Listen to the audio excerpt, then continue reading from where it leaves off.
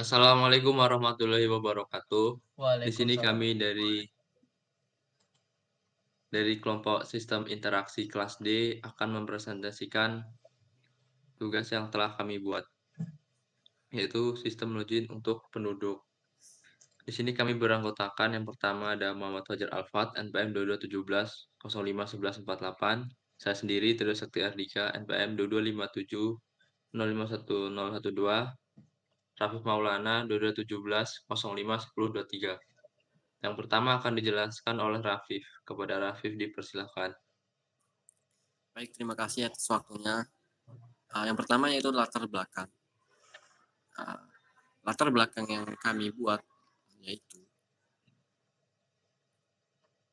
pada era digital yang saat ini, keunggulan kompetitif sebuah produk teknologi kini tidak lagi hanya ditentukan oleh fungsionalitasnya saja, tapi juga oleh kemampuannya untuk menghadirkan pengalaman pengguna yang memukau. Antarmuka yang mudah digunakan, serta pengalaman pengguna atau user experience yang menarik, telah menjadi faktor penting yang mendorong tingkat adopsi, loyalitas, dan kesuksesan komersial produk digital. Dalam konteks ini, pendekatan UGD muncul sebagai paradigma yang menempatkan pengguna sebagai pusat dari setiap tahap pengembangan produk. UGD bukan hanya sekedar metode desain, melainkan sebuah filosofi yang merubah cara pandang tim mengembang dalam menyelesaikan masalah. Lalu, implementasi UGD melibatkan 3 pilar fundamental yang saling terjalin. Yang pertama ada penelitian pengguna atau user research. Ini adalah proses untuk memahami pengguna, siapa mereka, apa yang mereka inginkan, dan masalah apa yang mereka hadapi. Yang kedua ada perumusan persyaratan atau recruitment definition. Setelah penelitian, tim penyusun kebutuhan pengguna ke dalam bentuk spesifikasi yang jelas dan bisa diukur. Tahap ini menghubungkan apa yang diinginkan pengguna dengan apa yang bisa diwujudkan secara teknis dan bisnis. Dan yang ketiga yaitu ada perancangan konseptual atau conceptual design. Pada tahap ini, tim mulai mengubah pemahaman tentang pengguna dan kebutuhannya menjadi ide nyata lewat prototipe, sketsa, dan mock-up. Tim menguji ide-ide tersebut secara berulang sambil terus memperbaikinya berdasarkan umpan balik dari pengguna. Oke, langkah yang pertama yang kami gunakan yaitu penelitian pengguna atau user research. Metode yang kami gunakan yaitu menggunakan Google Form sebagai media kuesioner. Setelah data didapatkan, kami mendapatkan sebuah user yaitu user persona. Di sini ada contohnya, bisa kita lihat. Seperti pengguna Dava yang berumur 19 tahun, dan lain-lain. Lanjut. Tahapan yang kedua yaitu perumusan persyaratan atau recruitment definition. Dari hasil survei yang dilakukan melalui G-Form, didapatkan informasi penting mengenai preferensi dan pengalaman pengguna dalam menggunakan sistem login pada aplikasi. Survei ini melibatkan 16 responden yang memberikan wawasan berharga tentang demografi pengguna, preferensi yang termuka, dan pengalaman login. Itu adalah ringkasan dari hasil survei berikut. Lanjut, di scroll aja.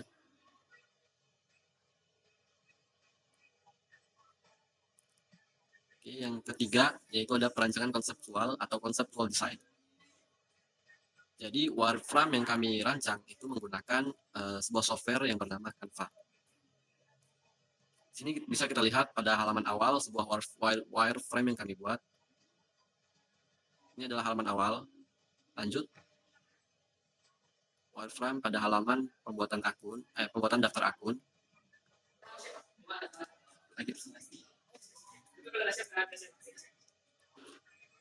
Ini adalah halaman pembuatan username login. Selanjutnya halaman verifikasi email. Selanjutnya ada halaman masukkan kode verifikasi dari email. Selanjutnya berhasil verifikasi. Selanjutnya halaman login, wireframe-nya seperti ini. Dan untuk keterangannya bisa kita lihat di sini.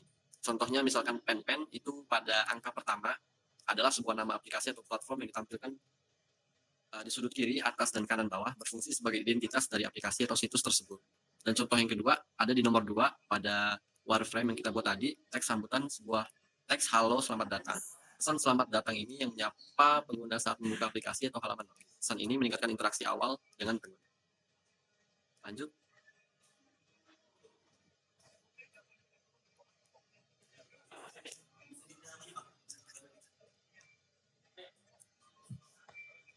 Oke, Selanjutnya akan dijelaskan oleh Fajar.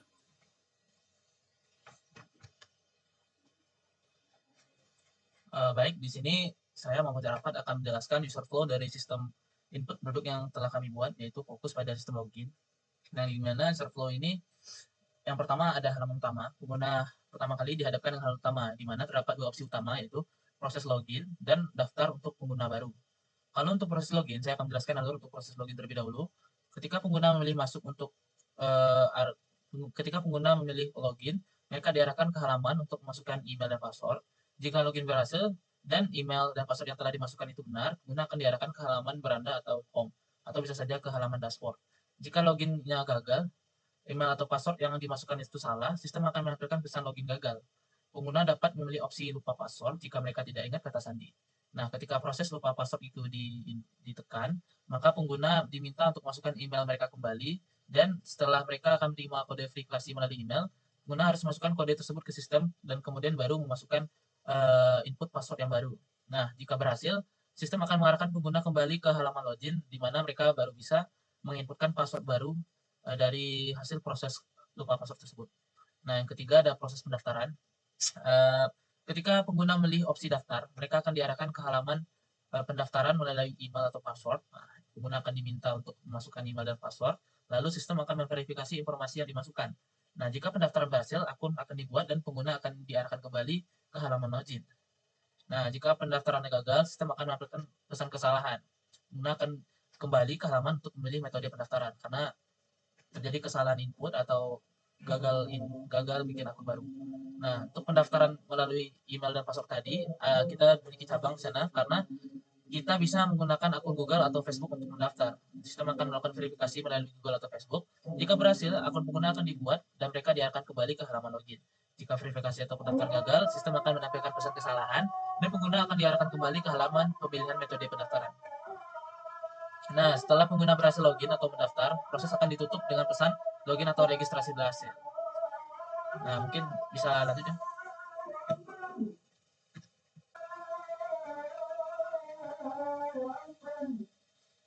Untuk prototyping, prototyping adalah proses pembuatan model awal atau contoh dari sebuah sistem. Dalam konteks pengembangan UI, prototyping bertujuan untuk memvisualisasikan bagaimana elemen-elemen sistem akan terlihat dan berfungsi setelah dikembangkan secara penuh.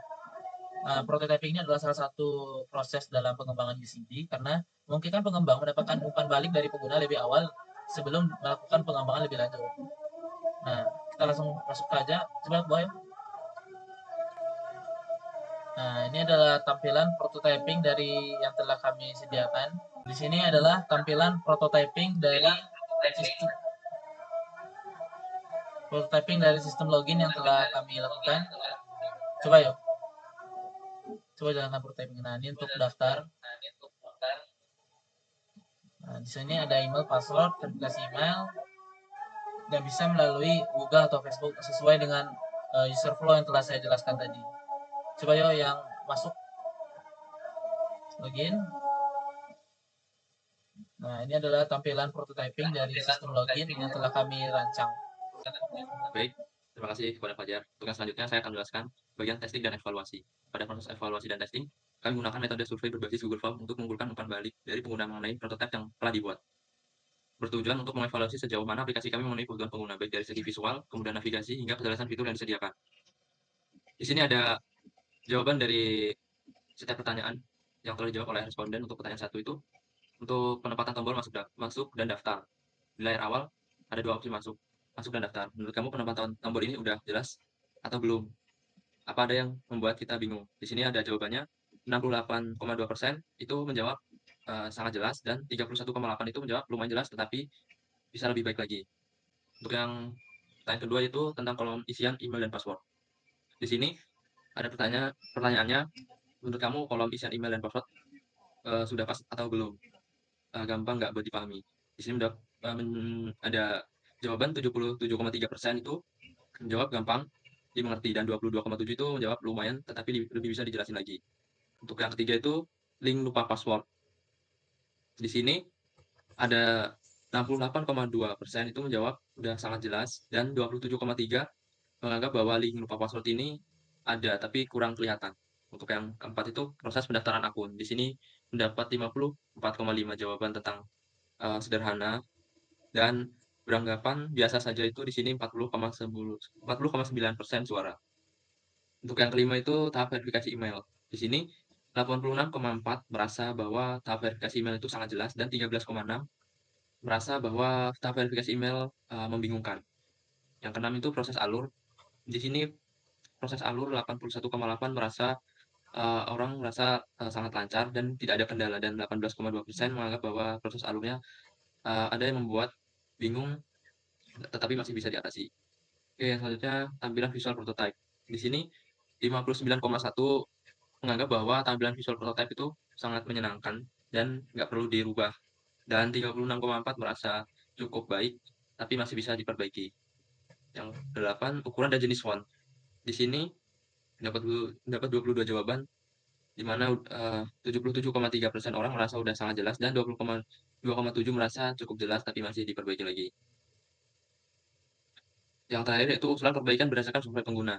Di sini ada 20 jawaban yang sangat beragam.